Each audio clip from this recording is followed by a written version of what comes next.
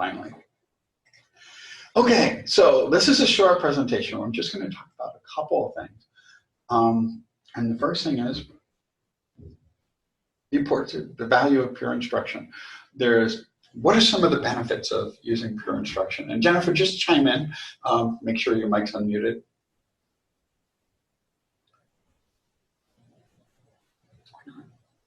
I think you're talking or someone's talking, but there, she's unmuted.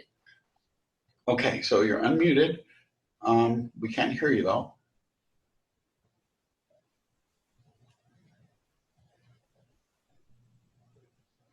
So you mean the benefits of peer instruction, like lowercase? Benefits of learning from peers? Yes. When you explain something, you understand it better. So the person who is more in a kind of teaching role is better. We hear you now. We hear your keyboard.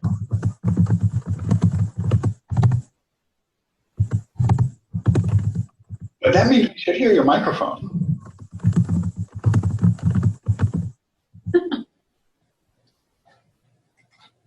Okay. Okay, yeah. And you know, when you ask people when they really mastered the material and the basics of their discipline, you know, a lot of people will say, as Jennifer just did, when you teach it. Because you have to be able to understand it well to be able to explain it well to others, as you said too.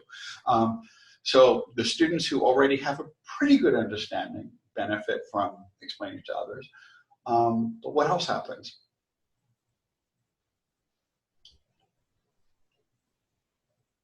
So is only the act of explaining it to others useful? Well, I mean, hearing it from somebody else obviously gives you a chance to look at it in a different way, because people are coming to it from different perspectives. And students who are coming, probably turn the volume. Because while the typing sound does indicate a response is coming. Okay. Yeah, it gives different perspectives, and students are getting to hear from other students, but also other people who just recently learned it, right? Because do experts and students process things in quite the same way? Sort of. Right. But when functional MRIs are done, when people are given a problem and they see what areas of the brain are activated for students, it's not quite the same as it is for experts, because, you know, when you're an expert in your field, if you see a problem, you can generally recognize it pretty immediately, and it becomes almost a reflective response that you can see what the problem is and you're able to find that solution really quickly. When students address it, there's a lot more processing that has to take place. They have to struggle a little bit more to make connections, to see what type of problem it is, what sort of category it fits into, and there's a lot more cognitive load for students than there are for instructors. And when students are explaining it to others, they're explaining it from the perspective of someone who just recently understood it. And there's a lot of research out there about the effects of undergraduate TAs. One of the things that convinced me to start using it was I went to a presentation about 10 years ago where I think it was in Penn State.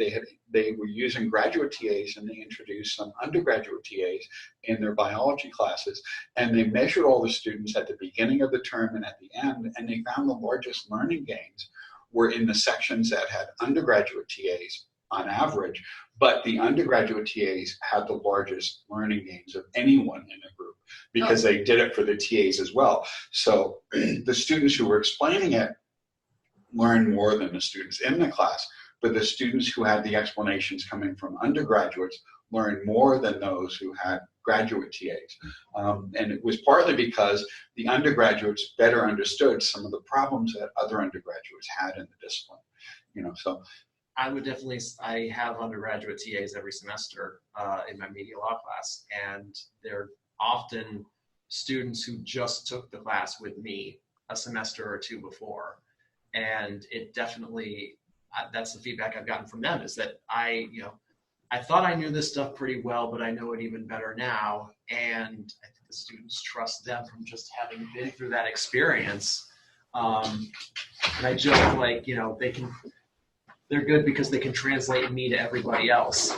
But it's also true that I think everyone feels an equity of experience. If we're all kind of in the same boat, you just had this class before, but at the root, we're all kind of the same. We're all kind of the same. Have any of you ever heard Eric Mazur talk about how he introduced peer instruction? The story he tells everywhere. So if you've heard him talk at any time, he was here about 10 years ago, actually, 8, 9 years ago. And in all of his talks, he starts by saying, you know, there was all this research taking place in physics instruction about how students were really not learning that much in their introductory physics classes. And his initial response was, well, clearly my students do. So he administered some of the same concept tests that had been used in the discipline and published, and he saw his students did just as poorly as all the others. And so he started using clickers, and well, before he started using clickers, he had tried explaining some of the concepts, and the students just weren't getting it. And then he asked them, well, why don't you try explaining it to each other? Then he asked them about it, and they got it. And that's how he developed the methodology of peer instruction using clickers, where you ask really challenging questions, and then you have students vote on an answer, so they've thought about it a little bit, it's activated their prior knowledge, but then you have them argue and debate about it, and you nearly always see a significant improvement after that. So there's a lot of empirical evidence as well as other evidence that peer instruction can be fairly useful.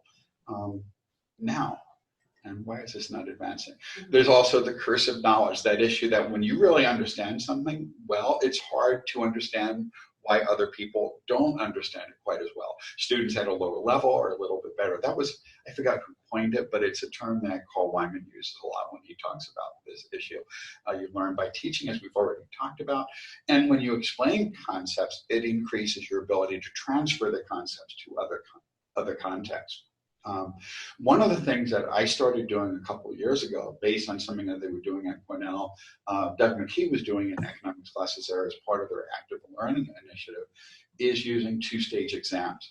And we can't go into all the stuff in a 20-minute thing, but the basic structure is each student takes a test individually, and then groups of 3 or 4 students submit a group response after that for a subset of the questions, which could be the whole thing. So it could be identical questions, or it could be different versions of the questions, or it could be just the questions that you know they're likely to have some problems with. And then, well, that's what I already put. And you could even do it as open book. Most people tend not to. And then you create an overall grade as a weighted average of the individual and group grades. Now, what a lot of people have been doing for years is they give students back their tests, they let them make corrections and turn them in, but then you're not leveraging the peer instruction effect. And that turns out to be pretty effective in terms of increasing student learning. And so I've used this the last 2 years in my econometrics class. And what's usually recommended, and I've modified this a little bit, that typically students will take it all during one exam period, where 2/3 to 3/4 of the time is done for individual work, typically 2/3, and then 1/3 of the time is for the group processing. I didn't want to give up. In order to do that, you'd have to cut down on the amount of time that students have, and I have some students who come in with really strong backgrounds who finish a test really quickly. I have other students who wait until the very last minute until they're about to be thrown out because the next class is moved in. There's always maybe one student like that. So I didn't want to have some students waiting around and other students feeling pressured.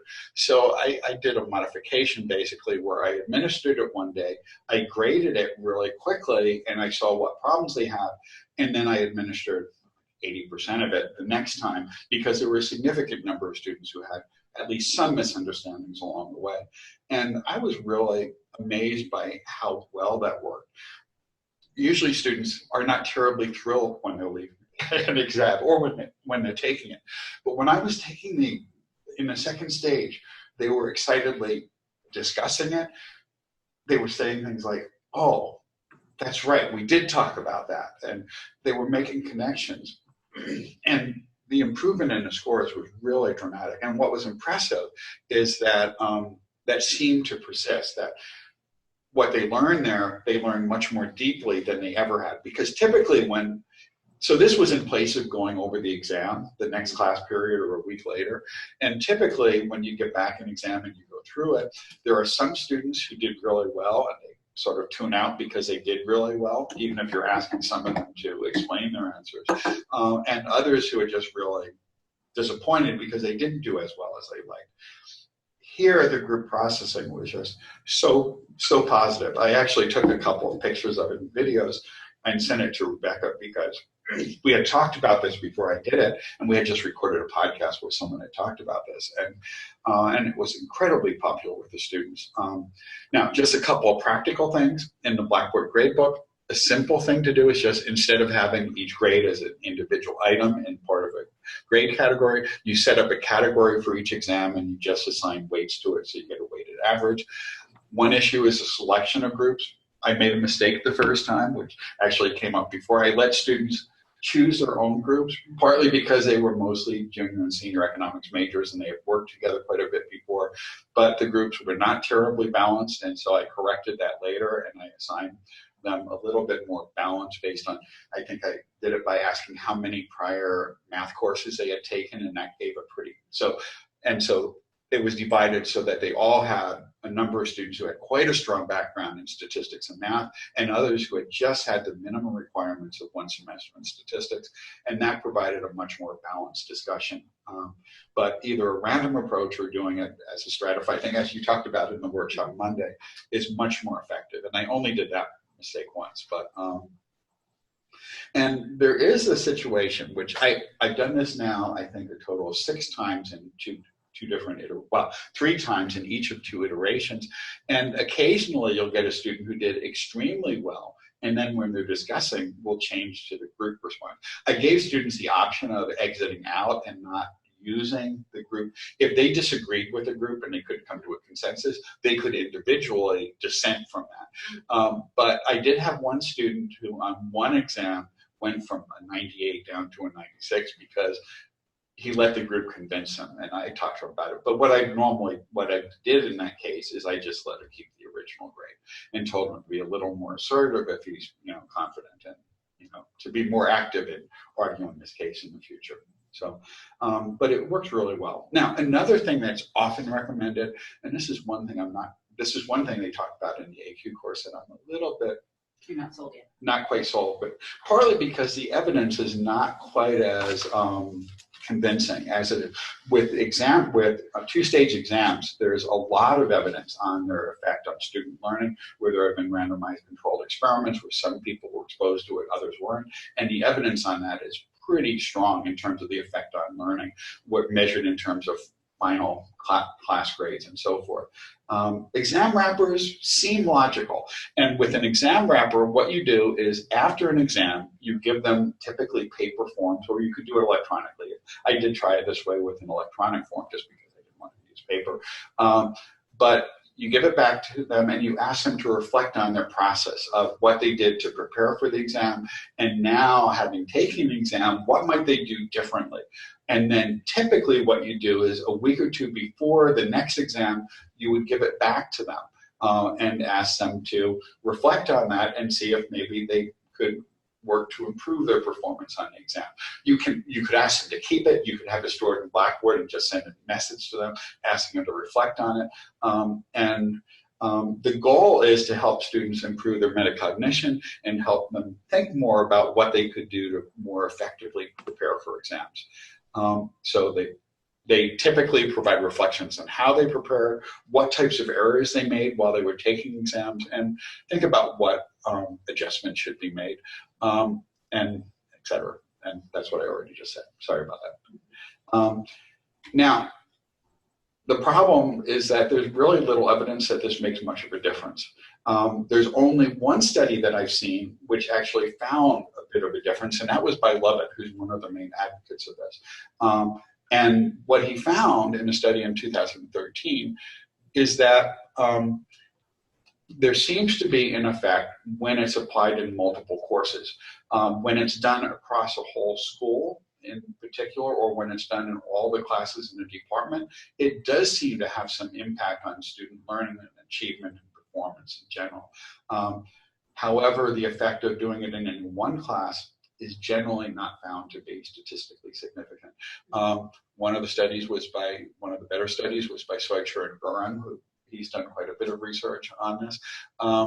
And basically what he found, there was no statistically significant effect on students' metacognition as measured by one of the standard instruments, or on their performance in the class when that was done with a controlled experiment. There was a study that found at least some sort of weak effect that I found, that there was a slight increase in grades, but it was not statistically significant, so you normally wouldn't claim much for that. But still, it is argued as supporting that. But the other problem with that study is that they let students self-select into the two groups. So it wasn't a controlled experiment. The students who chose to do it were ones who wanted to do this to improve their performance. So, the self-selection issue there is kind of troubling at best. So, because if you really want to test this, you need to randomly sort people into two groups or have different class sections, or use it in one and not the other, and you have some other types of controls. So exam wrappers are things that people do a lot, and many people feel good about them. I'm not really convinced there's much evidence on that. But if that type of thing is done more broadly, it's likely there may be some effect. And the effort for an exam wrapper is real small, so the cost is small. It doesn't cost much to do it, and if it makes even one or two students reflect and become more effective in learning, it's probably a good thing. There's also been a larger study done recently on metacognitive techniques. I think it was an NPER study. It came out last spring, where they found in general that most single interventions, they looked at a wide variety of interventions in terms of improving student study techniques or their learning strategies. Most efforts in individual courses have no significant effect on that beyond the individual course. But when things are done institution-wide or across departments or schools, there is some evidence of some effect. So if we really want to make improvements in student learning, we really have to hit them with it in more than just one course, because the effects seem not to last very long with most interventions. Or at least that's what that one study found. And I did provide links to at least the studies mentioned in here. I thought I did. Where did it go? I know I did. There we go. Okay, so if you want to look at the studies, I do. If you just use a QR code or that URL, and here are the studies. So it's there if anyone wants to look at it. So that's a really quick overview of at least my experience with two-stage exams, and I've only done the exam wrappers once because I was doing the AQ thing, and that was one of the activities. And it's easy to do, and it's easy to implement. It's just, I'm not entirely convinced that it makes much of a difference. But again, it's a low-cost technique. If you do it as a Google form, it doesn't even take a piece of, the paper required for it. And it's pretty easy to share things back to students. And, at least reminding students that they can work to improve their strategies and not make the same mistakes on future exams is good. And having students reflect on their learning processes is generally always effective, or at least has a potential to be effective. I have a question that may not be necessarily related to the things that you brought up here, but what do you think of the concept of the fantasy midterm? What is a fantasy midterm? It is where basically if you have like a short answer exam, you go back and you search through and you find what were pretty much the best answers to every question, and then you give it back to the class and say, this is what I was looking for. I guess it's been shown to have an effect with students recognizing what your expectations of them are. I've thought about wanting to use it, but I've never actually pulled the trigger. So what do they do with it once you give it to them? It basically then becomes a study aid, especially helpful if your final exam's cumulative. Yeah, I could see that as being useful. This is a little bit different, but one of the things that what the best college teachers do, Ken Bain does in his writing classes, a little bit different, is he has, instead of doing it after the fact, after the exam or after the paper, he has students as a group evaluate papers. He gives them 3 papers, a high quality paper, like a B-level paper, and a C or lower level paper. And he has them work in groups to evaluate the papers and determine which one fits in each category, and to come up with a list of reasons why, which then they use as a rubric for the papers.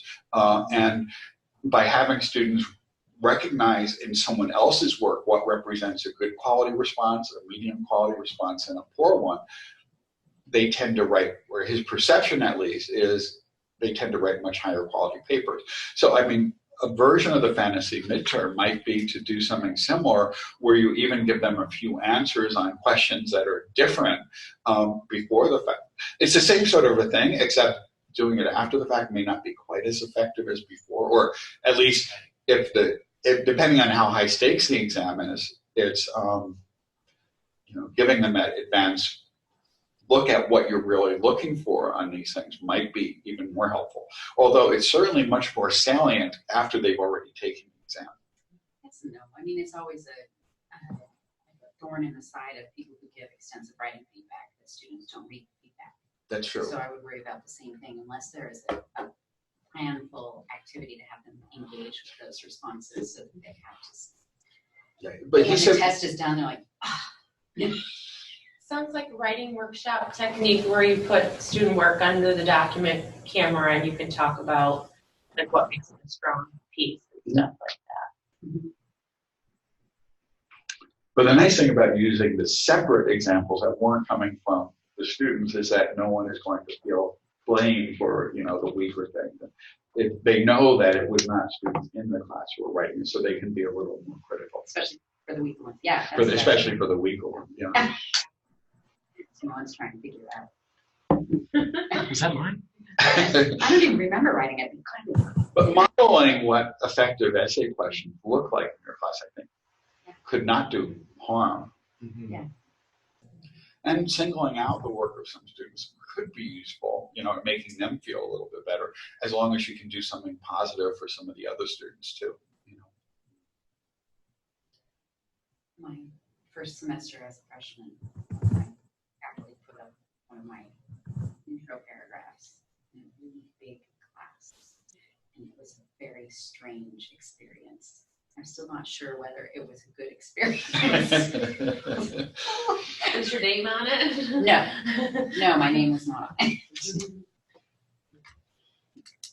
At least I write an introductory paragraph. In my econometrics class, I do share past papers from students that I had asked them if they wouldn't mind me sharing to model what really good quality work looks like. So I do.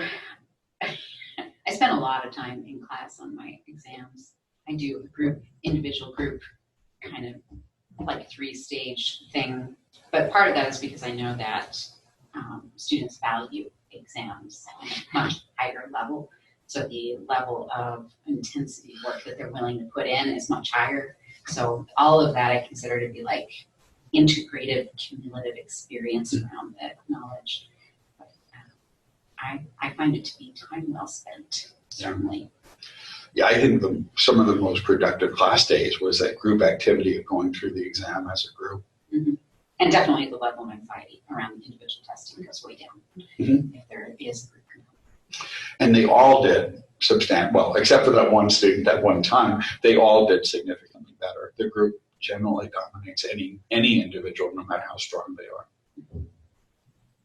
Which is something also found in team-based learning type activities, or the clicker things with pure instruction. Have you found any time to teach here, or are you too busy? Not yet. My goal is to teach class next fall. That's we'll see how, figure out how the cycle goes for the year and what is the crazy times, and everything won't be a surprise next year. Not everything, just something. Oh, and also students can learn presentation skills in a low stakes way. Jennifer had most Yeah. mentioned it before. Okay, good. Okay, Thank you so we'll much. stop Thank you.